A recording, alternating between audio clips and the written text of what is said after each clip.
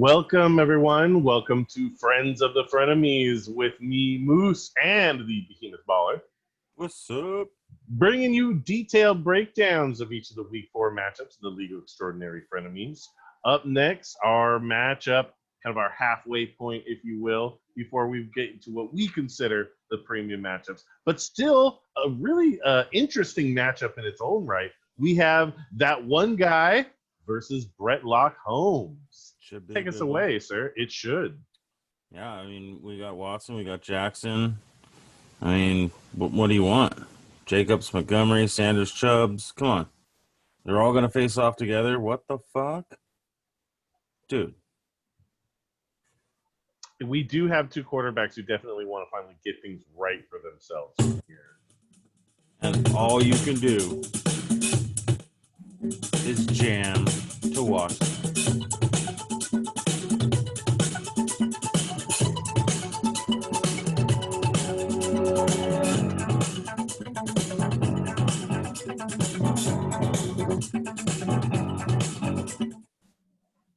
All right. And quarterbacks are going to play it. a huge part here because Deshaun Watson, we all know he's supremely talented. These numbers do not reflect that.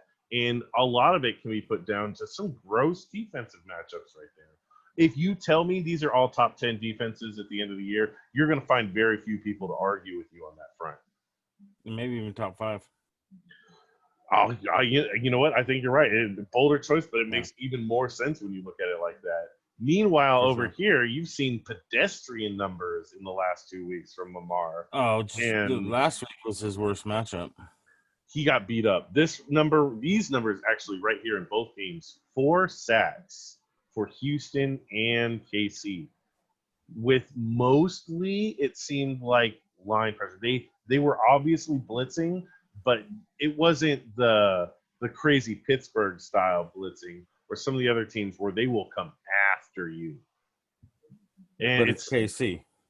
Again, it's KC. And maybe that we're talking about an elite defense that is just now getting some recognition for being way scrappier than you'd guess based on. And this week he's got Washington. Oh, man, come on. We're talking about putting up some points. Definitely. And perhaps a Chase Youngless Washington makes it even more dangerous because now they're going to have a lot less pressure in the backfield. It's going to be a lot easier for him to escape. I tell you what, he would not be super stoked to know a guy of Chase Young's caliber is back there looking to get him. Might get off easy this week. Yeah. And maybe that's the secret to these more mobile quarterbacks is you got to have someone on them. Nah, I guess that's dumb because that's not really a secret at all. Either way, these guys are going to say a lot for the comings and goings of this. Now we get down here to the meat of the question. And, for that one guy, it's got to be Devontae Adams. His wide receiving core in general. Is this finally G.J. Moore's game to step up? Arizona has not exactly been stalwart against the defense, despite that angry red color and what it's trying to say. But is he going to be able to carry things if there's no Devontae Adams and he's forced to throw in? Oof, boy. Well, we have MVS that he can throw up there. MVS bump up, and then Golden Taint. Nobody wants to rock the taint, man. Nope. I give him credit for not playing, Feint, but I feel like there's somebody better on the waiver wire. Yeah. Honestly, I'm surprised he still has Bowden there. You haven't gotten a whole lot of return on this investment as a single catch for a negative yard. So he's averaging a negative yard per catch. Yeah, I mean, who we got on the waiver wire? Ward. I think Ward's still out there. Ward is going to be there.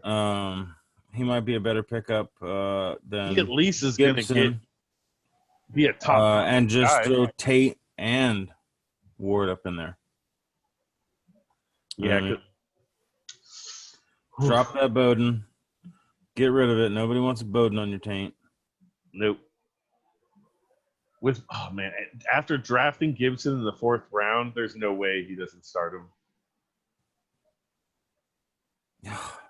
That guy was one of those hot potatoes in the draft where it's like, I agree. he's going to come by and it's like, you just got to toss him. Just keep hoping he comes back to you at a reasonable temperature where it's like, oh, that's the round? No, it's fine. This can come with me. Yeah, it's true. That's not what happened in most leagues. Is what it looked like. I mean, he's turning out to be a fairly solid flex option. I mean, I think the touches are going up. Is what I'm going to see, but sure. I don't think it's going to be this game. Yeah, not against. Well, it might be. Baltimore may not be expecting it. He may be able to get a little more touches than normal, and maybe he's going to be able to make the most of it. But here's the thing. Gesicki might be the best matchup he has outside of his quarterback. Oh, yeah, against Thomas? Oh, man. I wouldn't even play Thomas. Yeah, that is one of those ones we look at. No way. I have no idea why Brett is holding on to him. Yeah, there's no reason Brett should even hold that guy. Yeah. To be honest. He can do better. I mean, I know Chase dropped Hooper this last week. Because his production's been down, but he's a top tight end, and it's not Hooper's fault. And I would totally take a risk on Hooper over, especially against Dallas. Yeah. That's Hooper a great matchup. Dallas, right. This is a great chance to flip someone else's. And he doesn't even have to drop Thomas. He could just move the Steelers down. Pop Steelers in the mid slot. Yeah. So, yeah, I mean, the only other problem I see with the matchup is Ian's holding on to the Patriots for some reason. Yeah, I don't understand this right here. But knowing him, it's most likely he's going to check this out sometime tomorrow. And that's when it'll get dealt with. I mean, I like New Orleans in the spot and the matchup that they're playing this week. I know they're not one of the top picks on the waiver as far as defense, but honestly, I don't like looking at the waivers projections. I like just looking at the matchup and how I feel about them. So I'm right there with you, man. I'm looking at teams that are down there sometimes. Yeah, most definitely. Like Dolphins against Jacksonville. You could get a pick six that makes your day. That's just possibly likely. Same thing with Cleveland. Oh, this is on week 3. Girl, we don't need this. I was going to say, did somebody pick up New Orleans? Okay, there they are. Yeah, versus Detroit. Yeah. Workout last week. Started really Arizona versus Detroit. I was disappointed with that. But then again, it doesn't help when your quarterback is throwing the defense, punts inside their own 40 via interception. That can get nasty. That gets real bad real fast. Should have been 4. Ugly, ugly, ugly game. What are you thinking? Top scoring player this matchup.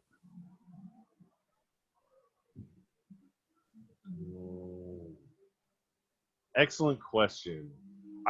Man, if it's not Lamar Jackson, I think I'd be really, really surprised.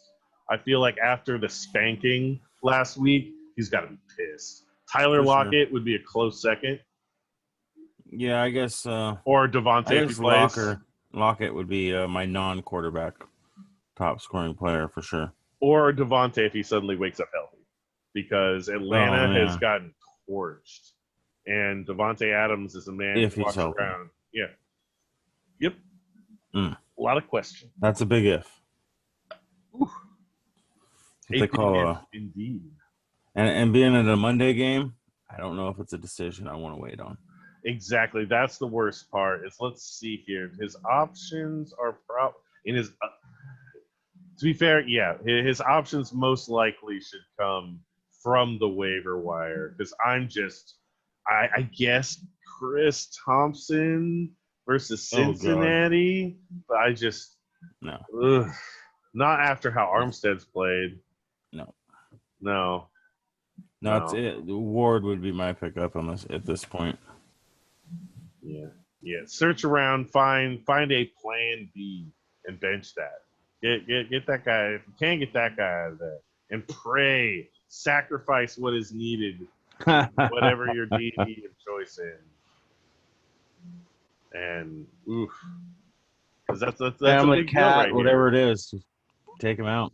Yeah, there's a lot of a healthy one. That one guy is a dangerous team. It would be, oof, oh man, look, I agree.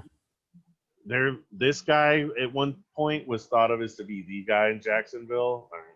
Not much chance of that anymore. Cortland Sutton was a highly drafted wide receiver and basically should be slotting in right here instead of him possibly and having that down there. He would love to be not starting Gibson and putting in Sutton, but that's just not what's going down. Mm. It's been tough. It's been tough sledding, but the team's still dangerous. Again, projections only say so much, but this is not something I think is out, but I still think Brettlock's going to pull it out. We didn't get around to it much, but these running backs, it's such a hefty advantage right here. And that it's like you need him to have a superhero game and these guys to be pedestrian because I'd be worried. It's like, what if Odell plays like regular Odell against a middling Dallas secondary at best? You just never know with Cleveland, though. You do not. So there is hope. Yeah, this game could be very, very weird. There's not a lot settled in terms of injury, start, or even effectiveness, or what team you're going to see show up. This is true. Looking at you, Houston and Vegas. All right. Well, it sounds like I'm going with Brettlockholmes. How are you feeling on this one, sir? I have to say the same, and unless he changes that defense up and grabs a good player off the waiver wire. Upgrade flex, better defense, maybe we talk. What about best non-quarterback on the field? Oh, Lockett's got to be. Yeah, Lockett or healthy Adams. But I don't. Yeah, if Adams is healthy, but I honestly don't feel like he's. I don't see a healthy Adams. I think Lockett's your move right there. I hope I'm wrong, for Ian's sake. Yeah, I'd love it to be a game. That would make it a hell of a game. It would be. Oh man, that'd get real juicy. Especially if that right down to the wire. If he had Devontae on Monday night and you knew he was going to play, you're going to be sweating balls on the other side of that, my friend. You better drinking some beers, jumping up and down. Waiting for the breaks. All right, sir. It sounds like we're nailing this, and yes, sir. Wrap it up and walk this out. Thank you, everyone, for sticking around with us for this update here. We will catch you up next time. I think soon enough. Believe it. All right, everybody.